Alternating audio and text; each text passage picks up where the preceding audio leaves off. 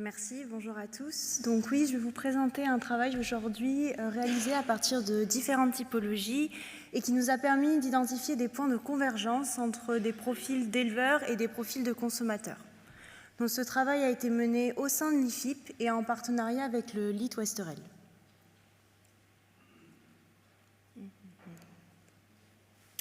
Donc, élevage et société est un thème récurrent dans les projets liés à l'élevage. D'un côté, nous avons une société qui change de regard et ce changement de regard a amené de nouveaux enjeux à l'élevage, tels que le bien-être animal, l'impact environnemental ou encore la place de l'humain dans le système. Et nous avons pu observer une évolution des valeurs et des priorités chez ces citoyens. Et de l'autre côté, nous avons des éleveurs qui répondent de deux manières. Certains se tiennent à l'écart de ce changement, tandis que d'autres y voient une opportunité d'évolution de leur système d'élevage.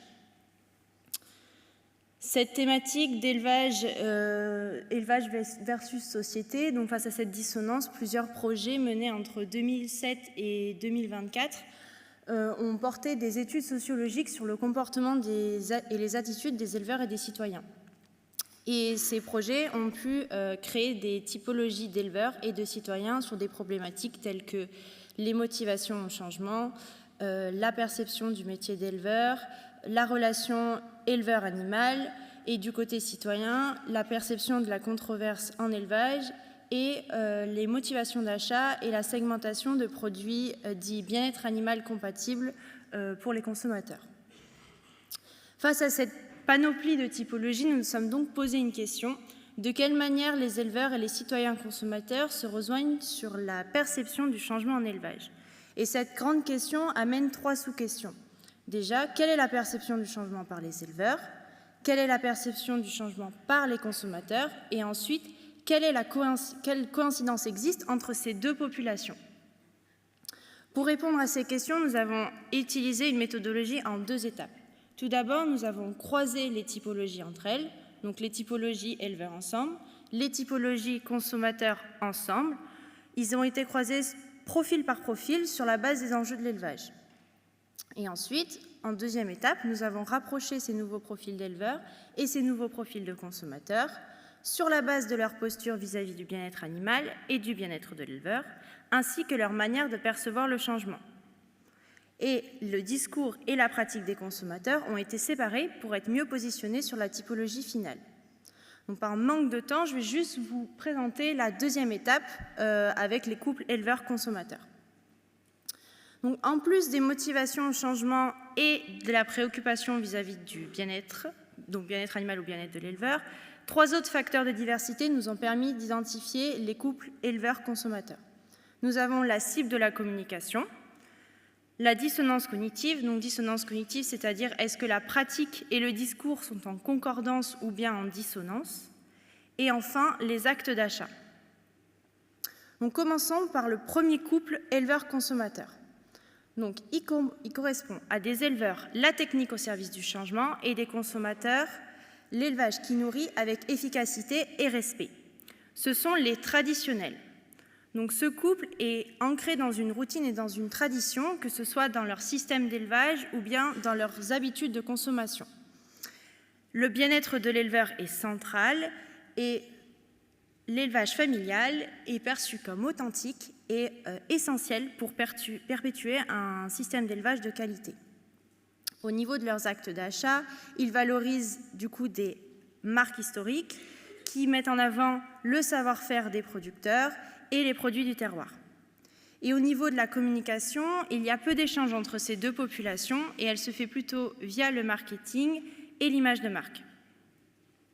Le deuxième couple correspond à des éleveurs le changement au service du bien-être au travail et des consommateurs l'élevage de tradition au service des éleveurs et du territoire.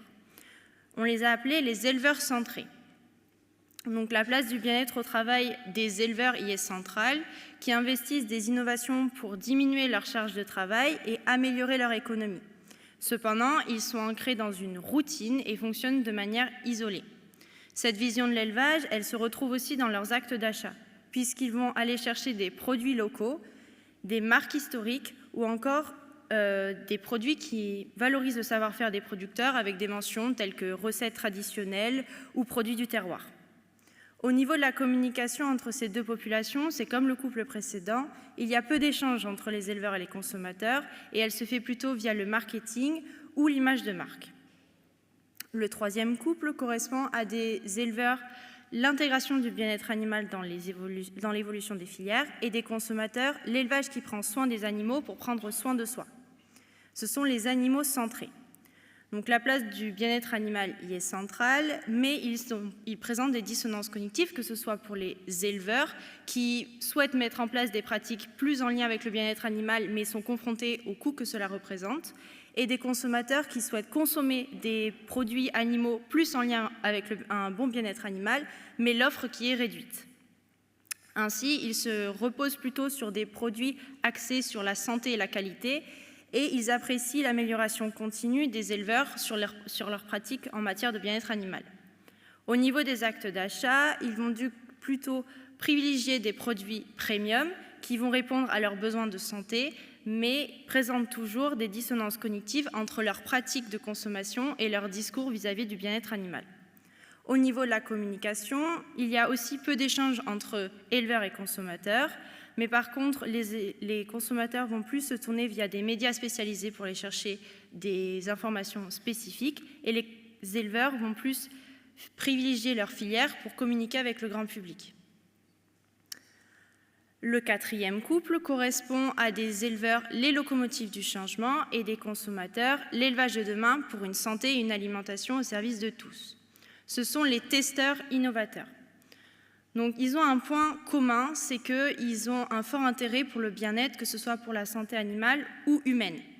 Et les consommateurs de ce couple privilégient des produits innovants et sains, ce qui se rapproche avec les éleveurs qui mettent en place des innovations sur leur exploitation. Mais ces éleveurs, ils vont avoir à cœur de défendre leur autonomie décisionnelle et vont surtout communiquer avec leurs pairs sur des aspects techniques. Et dans leur quête d'amélioration, ils vont axer leurs innovations sur un besoin de santé, que ce soit pour l'animal, pour leur propre bien-être ou alors pour leurs consommateurs. Donc, au niveau de leurs actes d'achat, on va retrouver des produits innovants qui répondent à leurs besoins de santé, mais aussi des produits premium qui vont essayer d'aller répondre à leurs valeurs en matière de bien-être et de qualité. Au niveau de la communication, là aussi, il y a peu d'échanges entre éleveurs et consommateurs, mais par contre, on va retrouver des échanges techniques privilégiés entre éleveurs et au niveau des consommateurs, un fort respect des attentes sociétales. Enfin, le dernier couple éleveur-consommateur correspond à deux profils d'éleveurs, la société comme catalyseur des transformations et être citoyen avant tout, et un profil de consommateur, l'élevage sain et juste pour une consommation consciente et engagée. Nous l'avons appelé l'approche holistique.